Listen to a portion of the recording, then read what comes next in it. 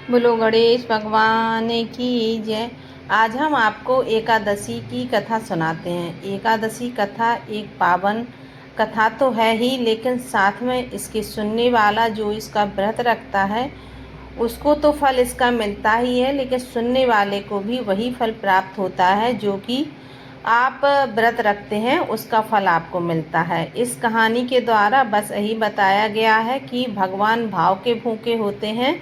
तो चलिए हम आपको भगवान से मिलवाते हैं भगवान की कथा के द्वारा। और अगर आपको हमारी ये वीडियो अच्छी लगे तो अगर आपने वीडियो को अभी तक सब्सक्राइब नहीं किया हुआ है तो वीडियो को भी सब्सक्राइब ज़रूर करें, जिससे इस तरह की छोटी कहानियाँ आपके पास तुरंत पहुँचती रहें। तो हम आपको एक कहानी सुनाते हैं एकादशी माता की। तो एक बूढ़ी औरत थी जो कि बहुत गरीब थी और रोज़ ही मांगकर अपना पेट पालती थी। एक शहर में वह गई वहीं भिक्षा मांगने के लिए, तो वहाँ एक पंडित जी भागवत कथा कह रहे थे। उन्होंने एकादशी का महात्म्य सुनाया कि किस तरह भगवान की सेवा करने से, उनका व्रत रखने से, उनके व्रत के सभी नियम पालन करने से भगवान कैसे प्रसन्न होते हैं। वह बूढ़ी औरत उस तरह भगवान की उस कथा को मन लगाकर सुनती रही। और बाद में जब पंडित जी ने कहा कि भगवान भाव के भूखे होते हैं, अगर आप देखें तो पत्थर में भी भगवान आपको दिख सकते हैं। और बूढ़ी औरत इस तरह से कथा को सुनती रही और भगवान पंडित जी से बोली कि पंडित जी आप हमें ये बताइए कि क्या भगवान पत्थर में भी मिलते हैं। बोले हाँ मिलते हैं, अगर आपका सच्चा मन है तो भगवान पत्थर में भी दिख जाते हैं। तो उन्होंने कहा क्या आपके पास ठाकुर जी हैं। तो उन्होंने बोले कि मैं हाँ अपने थैले में हमेशा ठाकुर जी को साथ रखता हूँ, ठाकुर जी हमारे साथ साथ रहते हैं। तो उन्होंने कहा मुझे भी ठाकुर जी दे दीजिए, मैं भी अपने घर ले जाकर ठाकुर जी की सेवा करूँगी। तो पंडित जी बोले कि ऐसा थोड़े होता है और हम आपको कैसे दे दें ठाकुर जी को। तो उन्होंने कहा नहीं मुझे भी चाहिए, भगवान तो सबके हैं, आपने कहा कि भगवान सबके हैं, तो मुझे भी ठाकुर जी चाहिए हैं। अब बस बूढ़ी औरत जिद पर अड़ गई कि मुझे तो ठाकुर जी ही चाहिए।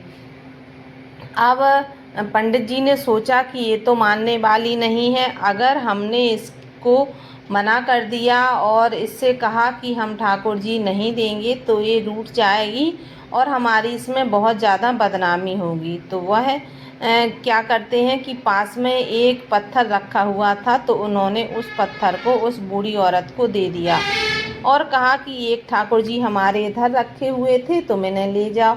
बूढ़ी औरत ने सोचा कि पंडित जी ने तो वैसे भी कहा था कि हर पत्थर में ठाकुर जी होते हैं, तो इस पत्थर में भी ठाकुर जी हैं और पंडित जी ने कहा है तो सही ही कहा होगा। अब बस बड़े प्यार से उन्हें गोदी में लेकर उस पत्थर को वो अपने घर गई। सुबह उठी, स्नान किया और बस भोजन पकाया। भोजन में उसे जो भी मिला था रूखा सूखा, उसने बस वही रोटी परसी भगवान को और एक प्याज की गांठ रख दी, क्योंकि उसके पास सब्जी के लिए तो कुछ था ही नहीं कि सब्जी कैसे बनाती। तो बस उसने बिना साग के ही प्याज और रोटी रख दी और उस पत्थर को नहला धुला कर रख दिया और कहा कि चलो ठाकुर जी पहले तुम खाना खा लो फिर हम खाएंगे। तो अब वो पत्थर कहाँ बोलने वाला था, वो तो पत्थर था। अब बस बूढ़ी औरत जिद पर अड़ गई, बैठी बोली ठाकुर जी भगवान तो भाव के भूखे होते हैं, पंडित जी ने कहा था, तो क्या आप हमारी इच्छा पूरी नहीं करेंगी। बस इस तरह से बस वो जिद पर अड़ गई और उसने कहा कि जब तक आप इस भोजन को नहीं खाएंगे मैं निराहार ही रहूँगी। तो इस तरह वह पूरे दिन निराहार रही। एकादशी के दिन उसने पूरे दिन कुछ नहीं खाया, बस भगवान के ध्यान में बैठी रही कि कब हमारे ठाकुर जी आएंगे और उस भोजन को खाएंगे।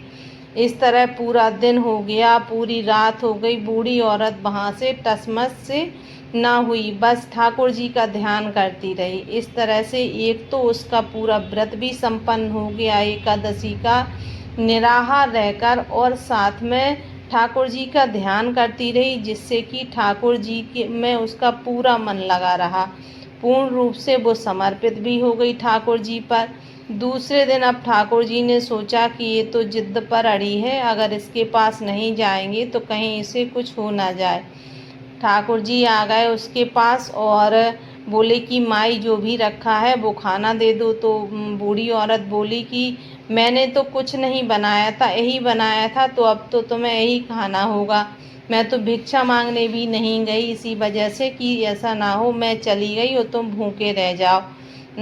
तो ठाकुर जी बोले कोई बात नहीं माई, जो आपके पास है मैं वही खा लूँगा। तो बस ठाकुर जी ने उस रोटी को खाया, प्याज को पाया और पानी पीकर अपने धाम को गए। अब तो बूढ़ी औरत का नित्य का यही हो गया, रोज भिक्षा मांग के लाती, नहा धुल के खाना बनाती और जो भी बनता भोजन में वह ठाकुर जी के सामने रख देती, उस पत्थर के सामने, और जिसे वह ठाकुर जी ही मानने लगी थी और उसमें ठाकुर जी का वास सच में हो गया था।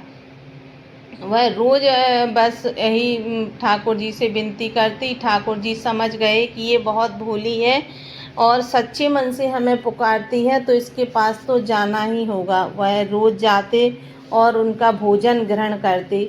बहुत समय होगा इस तरह भोजन ग्रहण करते करते। अब लक्ष्मी जी ने सोचा ठाकुर जी तो रोज जाते ही हैं उसके यहाँ, तो चलो मैं भी माँ के प्रसाद ग्रहण कर लूँ। तो जब लक्ष्मी माँ प्रसाद ग्रहण करने के लिए आई तो बूढ़ी औरत बोली कि मैंने तो आप दोनों के लिए बना ही नहीं था, इतना सा ही भोजन था। तो लक्ष्मी माँ बोली चलो कोई बात नहीं, आप जब ठाकुर जी रोज़ इसको पा सकते हैं तो मैं भी इसको पा सकती हूँ। तो जैसे ही लक्ष्मी माँ ने उस भोजन को ग्रहण करना शुरू किया, उनके घर में, पूरे घर में धन संपदा उसी कौर के द्वारा बढ़ती चली गई। जैसे जैसे माँ भोजन करती वैसे वैसे उसके यहाँ घर का में जो सोने हीरे मोतियों के भंडार हैं अपने आप भरते जाते।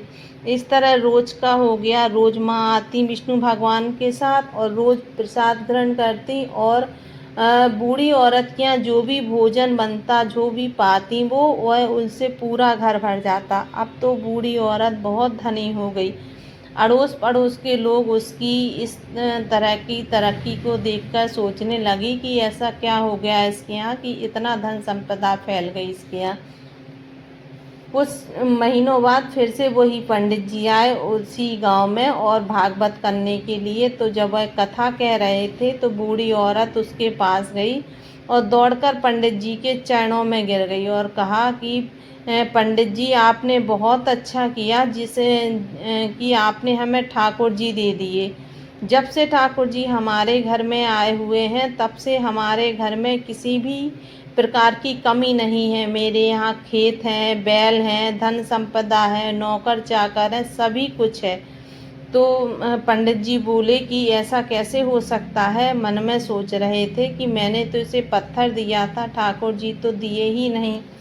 फिर बोले कि चलो हमें कैसे मिलवाओ हमें अपने ठाकुर जी से। तो बोले चलो हम मिलवाते हैं। घर गई तो उन्होंने फिर उसी पत्थर को देखा जब पंडित जी ने, तो सोचा कि यह कहीं दिमाग तो इसका सही खराब तो नहीं हो गया। तो बोले कि माँ सही बताओ, इसी में ठाकुर जी आते हैं। बोले हाँ आते हैं। तो पंडित जी बोले कि मैं आज छिप कर देखूंगा कि देखो ठाकुर जी, तुम प्रसाद लगाओ, देखते हैं ठाकुर जी आते हैं कि नहीं। बोले ठीक है। पंडित जी छिप गए और बस इंतजार करने लगे कब ठाकुर जी आए। अब बूढ़ी औरत फिर से वही जिद करने लगी, लेकिन ठाकुर जी कहाँ आने वाले थे। बूढ़ी औरत ने बहुत ज़्यादा पुकार लगाई, बहुत मनाया उन्हें, तब ठाकुर जी ने उन्हें दर्शन दिए। जैसे ही ठाकुर जी आए पंडित जी उनके चरणों में गिर गए और उन्होंने कहा कि भगवान हम तो आपकी इतने दिन से पूजा अर्चना कर रहे हैं, आप तो कभी हमारी पुकार पर नहीं आए और इस बूढ़ी औरत ने आपको पत्थर समझकर पत्थर को आपको समझकर पूजा और आप प्रकट हो गए। तो ठाकुर जी बोले कि मैं तो भाव का भूखा हूँ, जो भक्त मुझे भाव से बुलाता है उसी के पास आता हूँ, सच्चे हृदय वालों के यहाँ आता हूँ। अगर जो दिन रात पूजा अर्चना करते हैं, जो अच्छे से नहा धुलकर विधिवत पूजा करते हैं, मैं उनके यहाँ जाऊँ या ना जाऊँ, लेकिन जो भक्त मुझे सच्चे मन से पुकारते हैं, हृदय से पुकारते हैं, मैं उनके एक ही बुलावे पर तुरंत आ जाता हूँ। ऐसा है एकादशी माता की कथा, जिनके आने से सारा भंडारा भर जाता है। तो कैसी लगी आपको हमारी ये एकादशी की कथा? अगर अच्छी लगी है तो ज़रूर लाइक करिएगा,